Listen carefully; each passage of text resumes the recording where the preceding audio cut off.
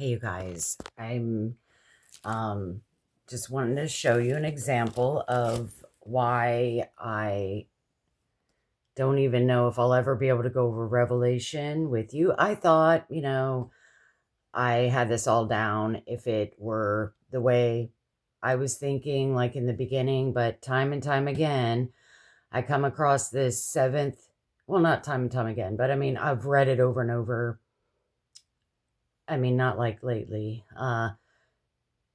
This seventh thing, right when you think you have it all straightened out, like when I thought I did, this seventh trumpet, seventh uh, deal cuts in and it'll say, and the seventh is about to happen, which throws a monkey wrench into it. But I'll tell you something else. This other way throws a monkey wrench into everything. And I'm going to give you an example because this is similar to a trigonometry. I don't even know anything about trigonometry other than it's extremely hard.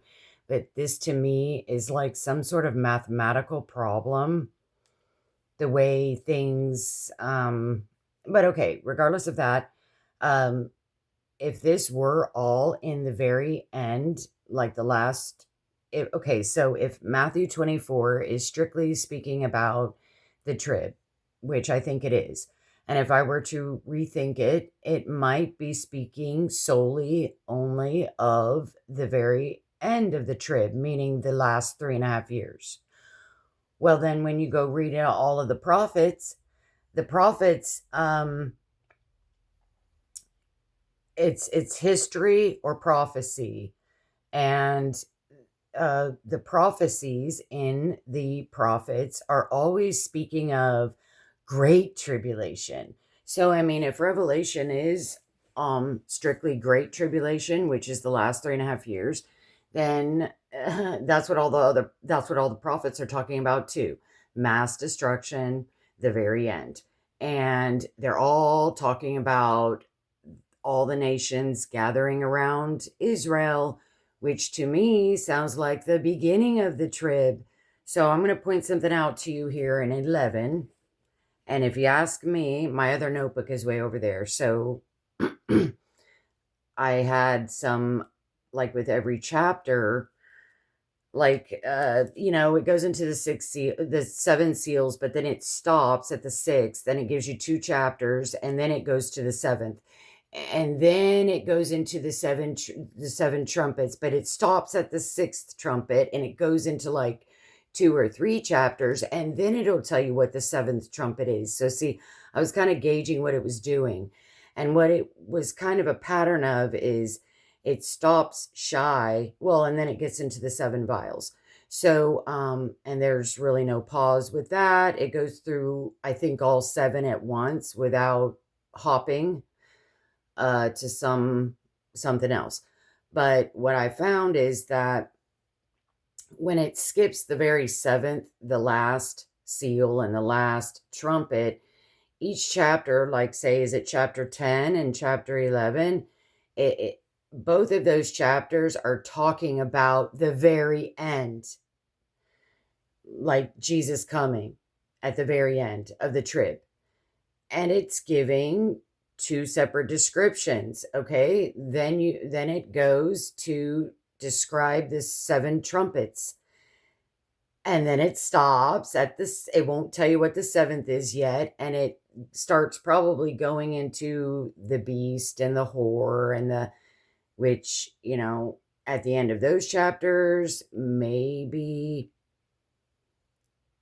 it's talking about the very end where Jesus comes, but I don't think so. And then it'll tell you um what the seventh trumpet is. Okay, so here's 11. There's a lot of chapters that talk about the whore. Um Inadvertently it'll talk about the beast. I think chapter 13 is about the beast, but 17, 18, and maybe another one, not 19, but maybe 19 a little bit, that whore and Babylon get 2 or 3 chapters. She might even be mentioned in, what is the one where it's saying the scarlet beast in the wilderness, that's mentioning the whore, and I think that's in maybe 14. So see, that was so hard for me because he'll mention the whore like way in the beginning and then way at the end and then in between and spatterings of stuff that are so far, not super far, but you're like, I read that somewhere. So anyway, let me show you this trigonometry problem here. I don't think I'll read the whole of it, but in 11, he's talking about the two witnesses. The beast will be loosed from the pit. Is this where the star falls? But anyway, okay, you can read it, but I'll read, let's say verse 12.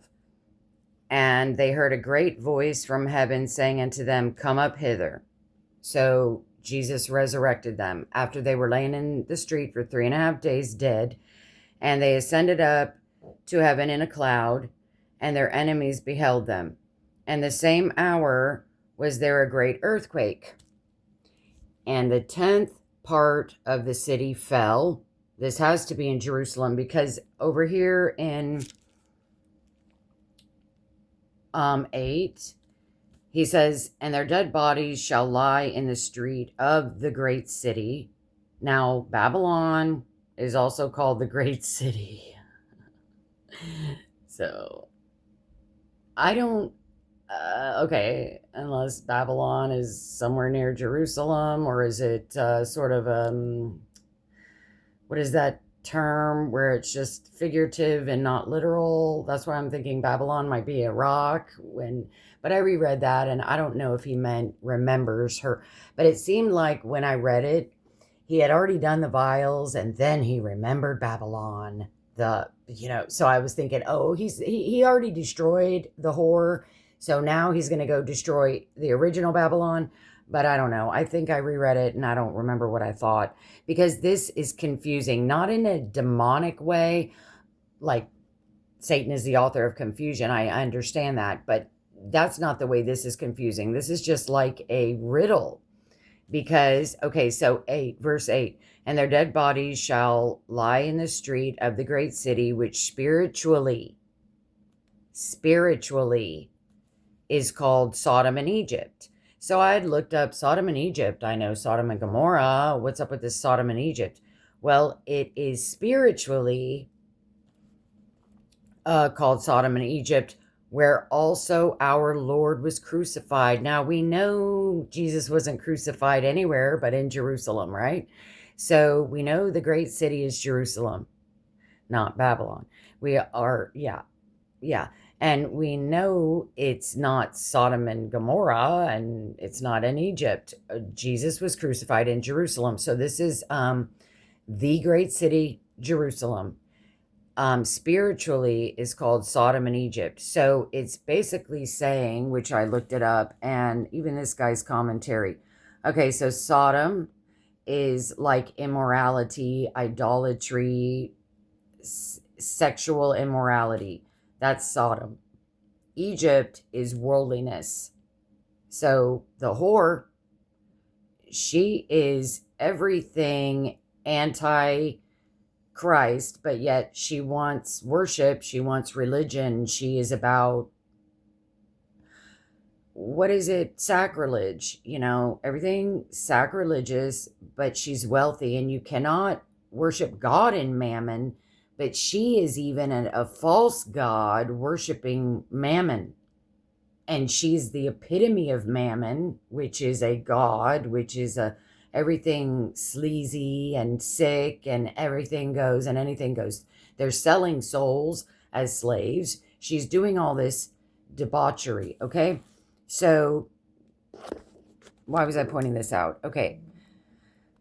I was referring back because it says, and the 10th part of the city fell, and in the earthquake were slain of men 7,000, and the remnant were affrighted and gave glory to the God of heaven. Now, I know I've been saying things like, oh, well, how can they give glory to God if they have the mark of the beast? And if they don't have the mark of the beast, they're either tortured somewhere or they've been beheaded already, or they're being killed as we speak. Um, at this point, I don't think there are anybody who is middle of the road walking around without the mark of the beast and without claiming that they're Christians. Okay? I don't understand that part. So maybe they have the mark of the beast and they gave glory to God because every knee will bow and every tongue will confess. Maybe it's that kind of a deal. But that's not where it gets. Okay. So verse 14. The second woe is past, and behold, the third woe comes quickly. And you figure that out for me. We all know what the second woe is. That's the 200 million man army when the 4 demonic angels have been loosed from the river Euphrates with their 200 million man army.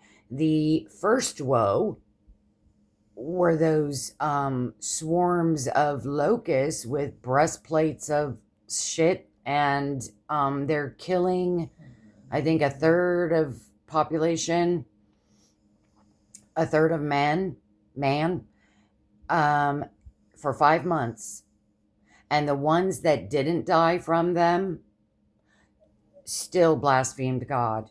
But yet some 7,000 people die and a tenth of this city falls, of Jerusalem falls, and the remnant gave God glory. Wow. I mean, the locusts have already passed, obviously, or they're still going on. It's a 5-month deal. The 200 million man army, the second woe, it says they have been prepared for an hour, for 1 hour, for 1 month, for 1 year. They've been prepared for, like, I think 1 hour, 1 week, 1 month, 1 year. What? They've been prepared, or have they been around? I think maybe they've just been prepared. Now, if people analogize that that's going to be the Armageddon, War of Armageddon, then yeah, this says the third woe comes quickly. All I'm trying to point out here is that the mark of the beast has already been implemented. The 2 witnesses, if this is the very end, God's got to get cracking to get all these vials done at the very end. Still yet, the War of Armageddon has to happen. And it sounds to me like that has already passed in verse 14. That 200 million man army, and even the 5 months where they couldn't touch the 144,000, but they killed a third of men. And okay, that is 5 months. That's a blip in time compared to this second woe. All right. The second woe, it's either lasting for a whole year, a month, a week, an hour. Okay. It says the second woe is past. It's past. What became of that 200 million man army? I don't even know if that's if it's a literal 200 million man army, as in human beings.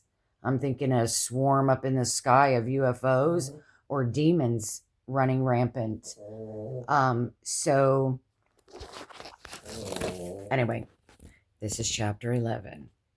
The second woe is past, and the third woe comes quickly. That third woe is the 7th trumpet and the 7th vial, which is over. The earth is rolled up, the heavens are rolled up like a scroll. There's voices and thunderings and lightnings and an earthquake. And it all falls, okay? I don't hear nothing about Armageddon, really. But wherever it is, but like I said, each chapter gives some kind of trigonometry thing like this. Just when you think you have it all figured out, it throws a little hook swing in there, a curveball, and you're like, oops, let me go calculate. Because I thought I had this, this, and this figured out and lined up. But now, see, my brain can't really do math things like that. So somehow you got to fit these two witnesses where, this earthquake, 7,000 die, 200 million man army is passed. What happened there? Is it over? And then now the seventh trumpet and the seventh vial are about to blow. And verse 15. And the seventh angel sound. See, each one of these chapters that speaks like this of the very end in a different description with a different plague. I don't see how it can be fit together. So here, and the seventh angel sounded. Says the third woe comes quickly. And then bam, the seventh angel sounded. That is the third woe. So the third woe sounded, the seventh angel of the third woe of the seventh trumpet sounded. And there were great voices in heaven saying, the kingdoms of the world are become the kingdoms of our Lord. That means he's here now. It's all over. It's all over. End of story. The millennium starts. Okay? 7-year trib is over. Okay, so, and then I was thinking of, okay, never mind. Wait a minute. Let me just finish this. Okay, world are become the kingdoms of our Lord and of his Christ, and he shall reign forever and ever. And the 24 elders which sat before God on their seats fell upon their faces and worshipped God, saying, we give you thanks, O Lord God Almighty, which are and was and are to come. He hasn't even come yet. And they're already saying, oh, the kingdoms are yours and the kingdoms of this earth. Okay, so it says, and are to come. But then the next is saying he is come. Okay. Because you have taken to yourself your great power and have reigned. And the nations were angry. So I guess that's past tense. And your wrath is come. Here it says, are to come. Here it says, is come. Okay. Yeah. And the time of the dead that they should be judged. Okay, now, there is a verse somewhere in here. I don't know where it is, but it says, those who die from henceforth.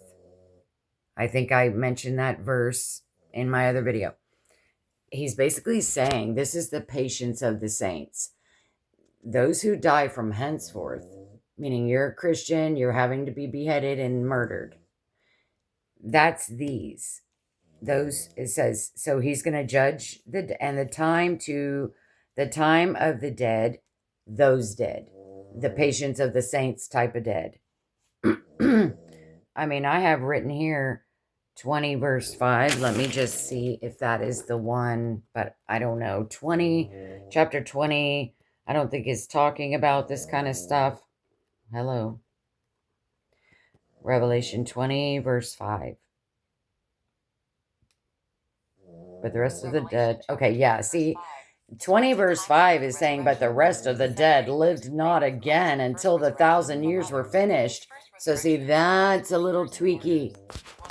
So he's not really definitive on these dead, but let me see if I can find that verse that I'm saying.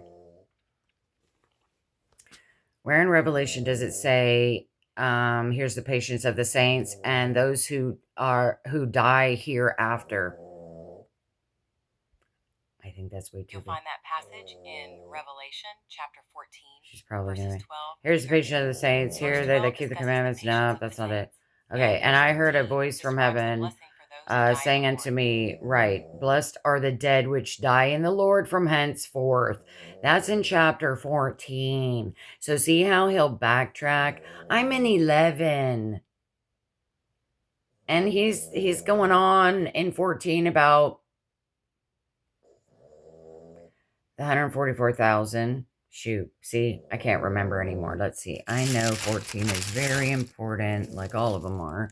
But let me just see. Saying with a loud voice, made heaven and earth. Third angel followed. Here's the patient. Well, anyway, I don't remember what it's about. Thrust in your sickle. Yeah, it's about Jesus thrusting in his sickle. And something else. Hold on. Yeah, Jesus standing on the Mount of Zion. That's very important. That's very serious. He is, and I looked, and lo, a lamb stood on the Mount Zion. Okay, so here in 14:13, it says, Blessed are the dead which die in the Lord from henceforth. Yea, saith the Spirit, that they may rest from their labors, and their works do follow them. So then in 11, he goes on and he's saying, this is basically the end. The nations were angry, and your wrath is come, and the time of the dead, that they should be judged. And because it says in 20 verse 5 that the dead that are evil dead, they're going to stay dead for 1,000 years, right? And then they get up. Then God gets them judgment. He's not getting them judgment here. Okay, so it says, and they should be judged, and that you should give reward unto your servants, the prophets. So he's also giving reward to prophets and to the saints and them who fear your name, small and great, and should destroy them which destroy the earth. So I guess he is going to destroy them, probably the ones that are alive, and that's in Armageddon. Maybe is what he's talking about, because they're obviously still alive, and he's coming back to destroy, remember, with the sword of his mouth at the very end. It says, and the temple of God was opened in heaven, and there was seen in his temple the ark of his testament, which is probably the ark of the covenant. And here we go. And there were lightnings and voices and thunderings and an earthquake and great hail. When you hear that verbiage, it's always at the very end. And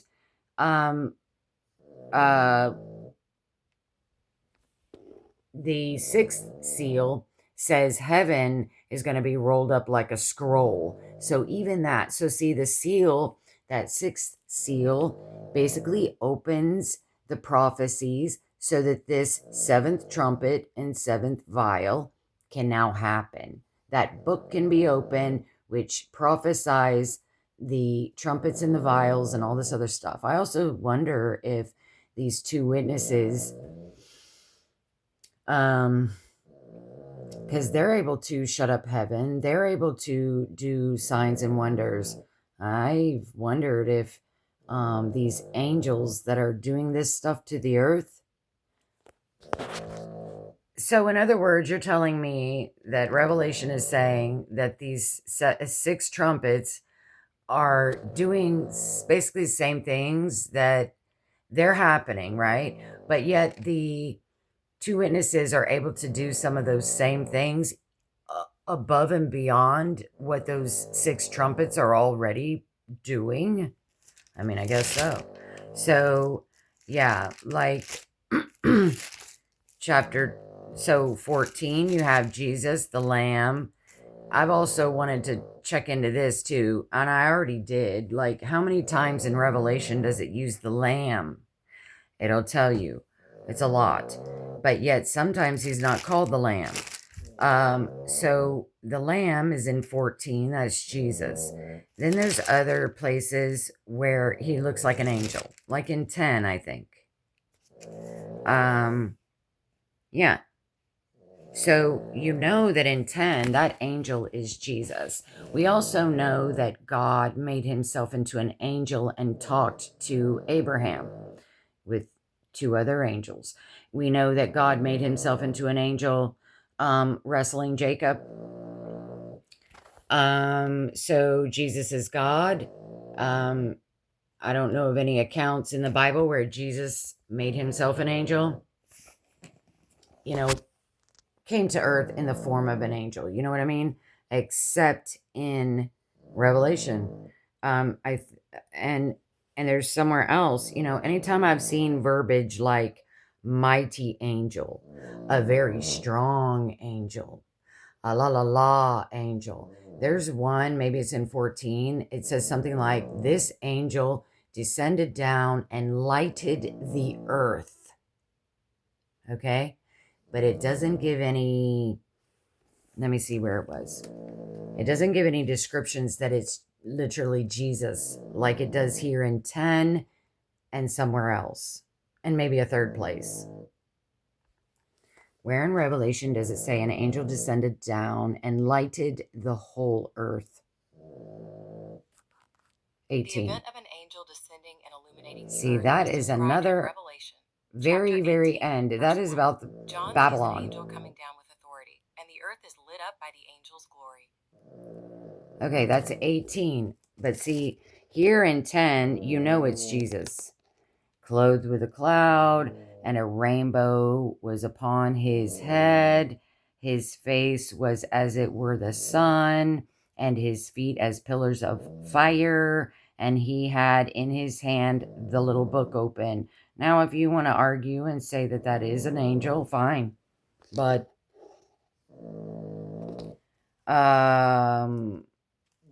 this guy seems to think it's Jesus.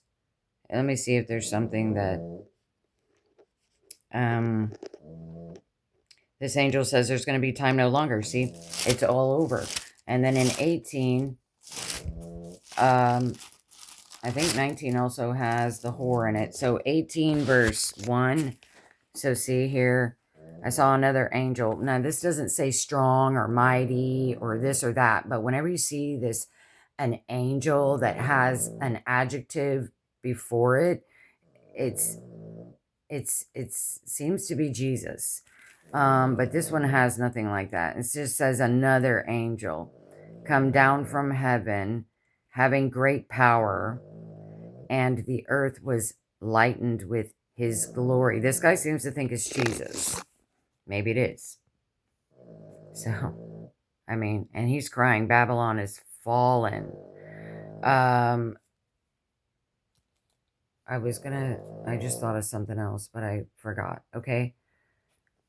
Heaven and the earth was, I was going to remind you about how in 11, he measures the temple with a reed, not a golden reed. So it's the earthly Jerusalem temple, not the new one that's measured with a golden reed. And all throughout the prophets, they're talking about measuring the temple. That is in Ezekiel. Ezekiel is big time measuring that whole area. And I forget where, but I was just reading it the other night.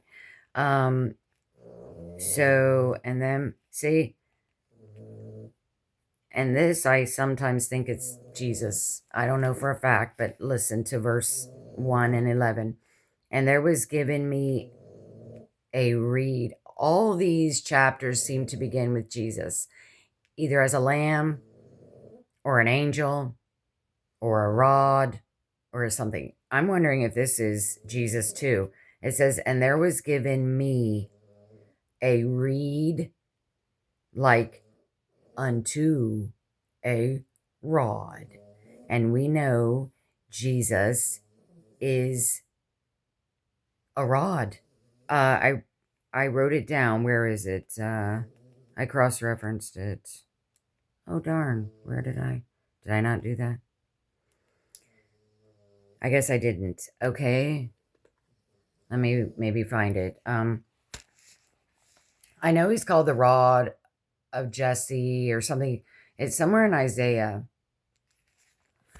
Where in Isaiah does it describe Jesus as a rod?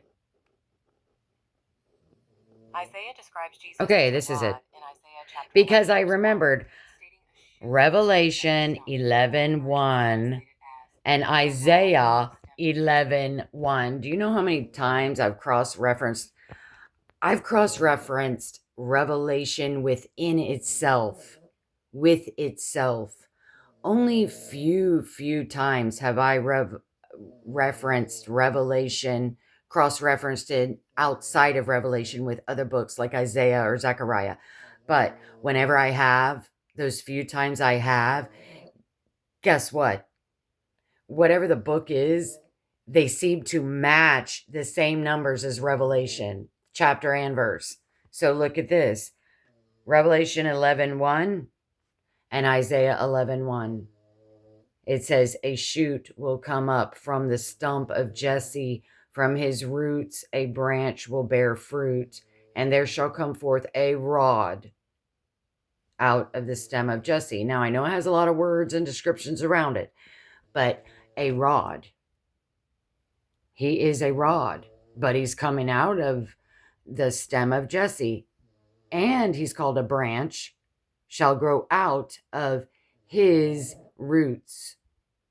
Jesse's roots, the rod's roots. So anyway, okay, and there's another one in Revelation, or a couple of them, like I said, where the chapter and verse, and then I'll go find it in another book of a prophet, and it'll have the same chapter and verse that cross-references the Revelation chapter and verse that I would be looking at. So anyway, I wonder if this could be, so John is being handed Jesus to measure the temple. So he's handed the rod. Well, he's given me a reed unto a rod, like unto a rod. But it doesn't say like unto a rod. It says he handed me a reed. No, it does. He handed me a reed like unto a rod. Okay, and that wasn't, okay, and there was given me. He doesn't say an angel gave it to me, but he does say, and the angel. Okay, this guy does think this angel is Christ, because in parentheses he has Christ right after angel. So he thinks that angel in right here is Christ.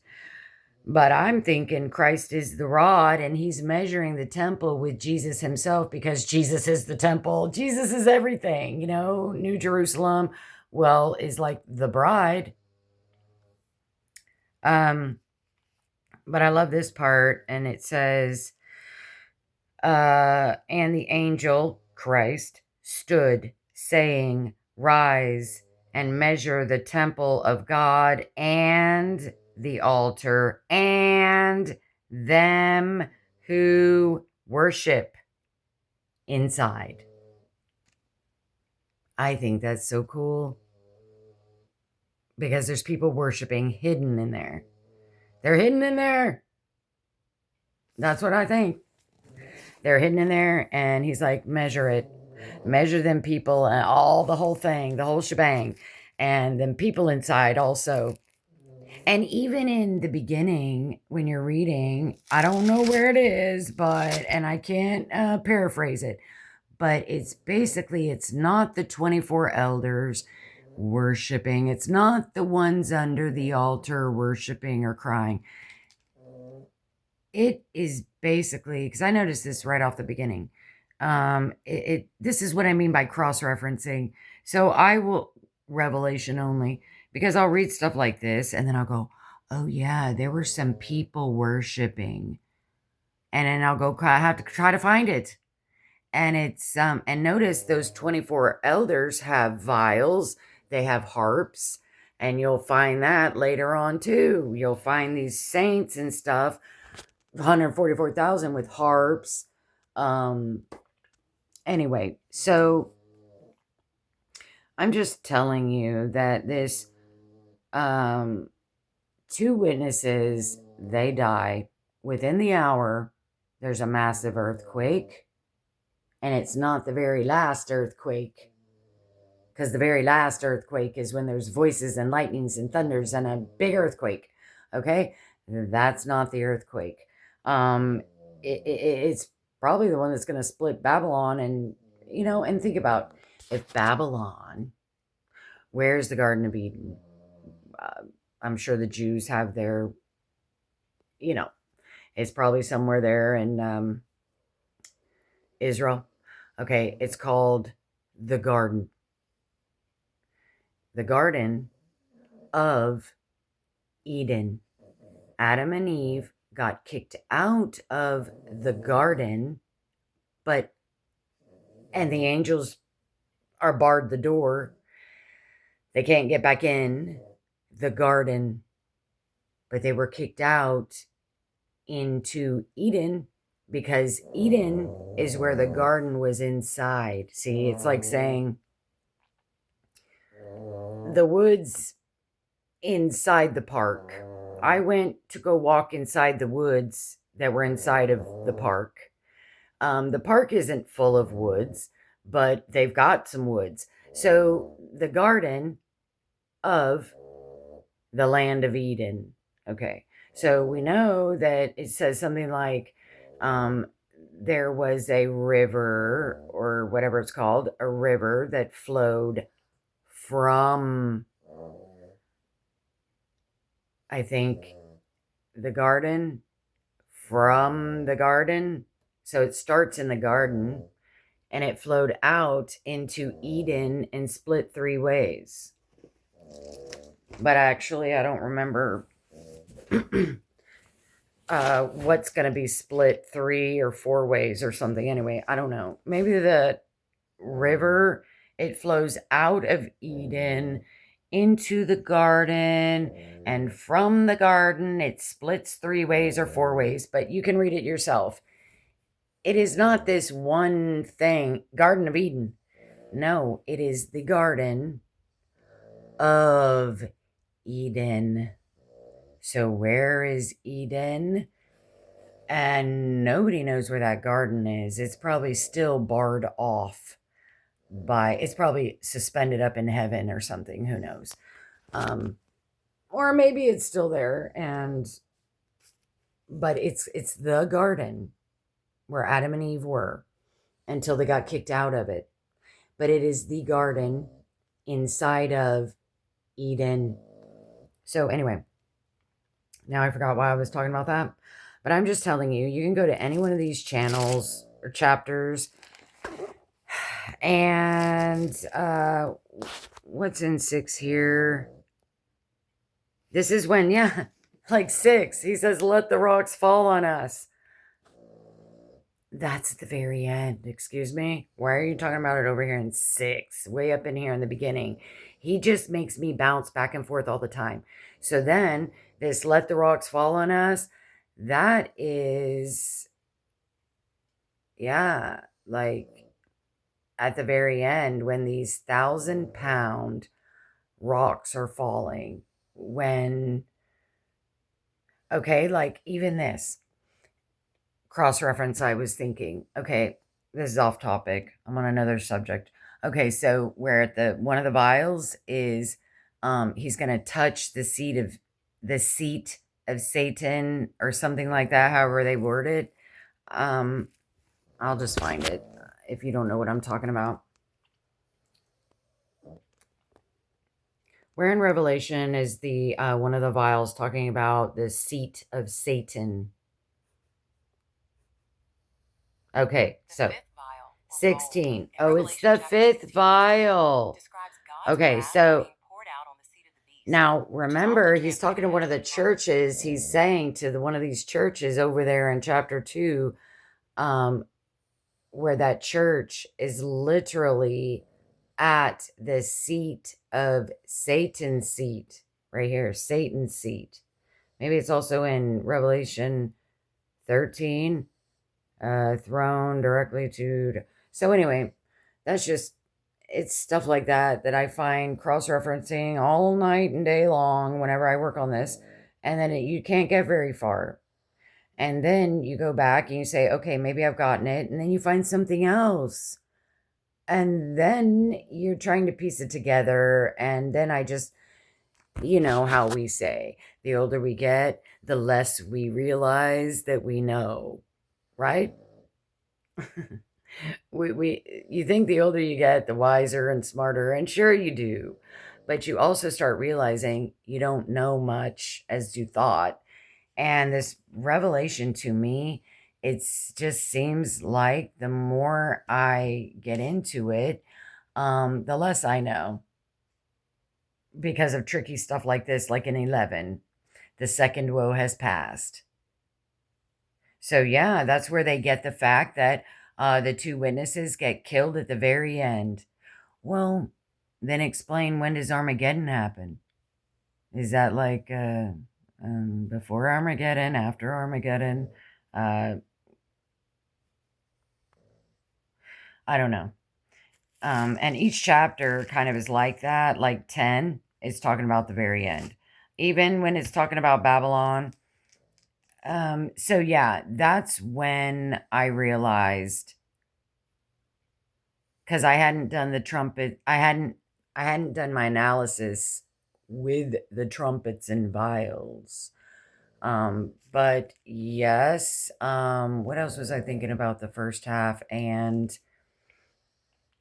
like, say, a one world religion, and if Ezekiel 38 happens and kicks off the 7 year trib, and then the Islamic terrorists turn on themselves like Ezekiel says they will. Even there's another passage in Isaiah that says Egyptians will be turning on themselves too. I think it's Isaiah 17 or 18. Uh, it talks a lot about the Assyrians and the Egyptians. I'm wondering if that's where the 10 tribes are coming from. So, Damascus, I was looking that up because that is Isaiah 17. And so, doing a few Google searches about whatever my questions were. Okay, we know that Jesus spoke Aramaic, right? The Bible is written in, above his cross, the names were in Hebrew, Greek, and Aramaic. Jesus spoke Aramaic, but he's God, so he spoke all languages, but he also spoke Hebrew, but he spoke to everybody in Aramaic. So I was Googling that. And all of Israel and Jerusalem in that day, even though it was occupied by Romans, even the Romans spoke Aramaic. And so I was digging into that. So what happened was, okay, so Damascus is Syria. My notes are probably not going to be able to be helpful with me right now because I don't remember what I was doing. But Aramaic is not Arabic.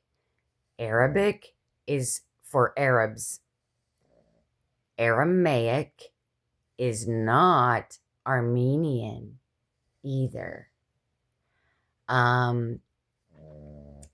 Aramaic are Arameans.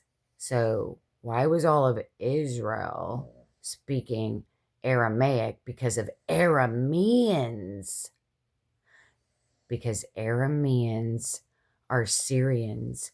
They're in the Bible. When you read about Syrians, you will read Syrians. But they're also the biblical term, and probably Isaiah 17 says Aram. So God will change names up. It means the same thing, but for some reason he writes Aram instead of Syrian. Okay, and then that's even different from Assyria. So Assyria also adopted the Arameans' language of Aramaic, the Araseans. You know, the Babylonians and the Assyrians who captured Jews, enslaved them. Okay, the Assyrians from Assyria, which is probably Iraq, I think also. Yeah, Babylon and Shinar and Assyrians. That's just all considered Babylon. Okay, so that Iraq back in that day was called Assyria, and they already had their own language. So why did they speak Aramaic? You know why? It's because Syrians, which are from Syria, the Bible has two. They're Assyrians or Syrians. They're two separate geographical places and two separate peoples. So But Iraq over there, Syria down here, Israel is by us. Israel is by Syria, which is Damascus, the capital. Okay. Right now, Damascus is called something about the Arab capital. Well, it's not an Arab nation. Syria are Arameans. They're not Arabs. So the Arabs conquered them. Okay. And back in the Bible day, they spoke the language of the Arameans, which are not Arabs. They spoke the language of the Arameans, Aramaic, because of some trading. I think they were a big capital city, and Damascus was their capital city. Now, of course, in history, just like in Matthew 24, a lot of Matthew 24 has happened already, but God repeats things. Just like he's going to repeat Sodom and Gomorrah, like he does in the Bible when it already happened. It also sometimes means like Ephraim. He'll mention Ephraim in Hosea. Ephraim is like a nickname for, what was it? For the northern tribes. For the northern tribes. Ephraim, because I think it is actually one of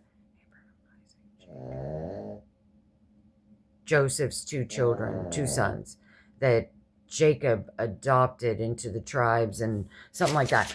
Okay, so that's a little trivia for you. Damascus will become a ruinous heap, yes, but it has already happened in history. But it will happen again. And also realize outside of the Wailing Wall, what's left of it, there's something called the Damascus Gate. And that kind of goes right into Syria, I think. Because I'm pretty sure Syria is next to Israel, so is southern Lebanon. Southern Lebanon belongs to Israel. I think parts of Syria belong to Israel. Canaan, the original Canaan. Okay, all of Gaza belongs to Israel. That is actually the tribe of Judah. That's their property right there. The 12 tribes, all that land of Canaan got cut up for the 12 tribes, except for the tribe of Levi, which is the priestly tribe. They weren't allowed to own land. So I think it was traded to give to, not traded literally. But anyway, okay, so I was just trying to squeeze in this Damascus thing, like I've been trying to squeeze in Ezekiel 38, which Ezekiel 38 is 7 years long. So it's not going to be bleeding into the millennium now, is it? So it either has to happen for all 7 years of the trib, or maybe it'll happen, first 7 months, they're burying the dead. Maybe after 7 months, the rapture will happen. And then that gives them 6 years and 7, 8, 9, 10, 11, 12. 6 years and 5 months of trib will start maybe after 7 months. And then how the trib may not last 7 full months, because if those days were shortened, no flesh would survive. But I don't know. I think somewhere in Revelation, maybe it does talk about the first 3.5, but from what I understand, the first 3.5 are a solid 3.5. The second 3.5 are a solid 3.5. Maybe Great Tribulation, the end, is a solid 3.5, because the 2 witnesses are a solid 3.5. Maybe the front part of it, the beginning, will actually maybe be shortened, which would in turn make the very end shortened. You know what I mean? Because he says, so, okay, so if Ezekiel 38, okay, so if Damascus becomes a ruinous heap, even though that Damascus Gate is connected to the Wailing Wall, I think is what I read. I Googled it. And the Arabs have, or the Syrians have control over it, maybe. I don't know how far beyond that gate is the city of Damascus, but when that city of Damascus becomes a ruinous heap, and that is the Wailing Wall, I don't know how far away that Wailing Wall is from the Dome of the Rock, which that dome isn't supposed to be there. That's an Islamic thing that they smacked up and did that. That Wailing Wall, that's just a remnant of the whole wall that once went around the whole temple, which is what is being measured in Revelation 11. That is a monstrosity of a section of Jerusalem that's being measured, and measure the people that are worshiping inside. But yet, remember, the Antichrist has to go into the temple and declare he's God. So what's up with these worshipers inside being measured?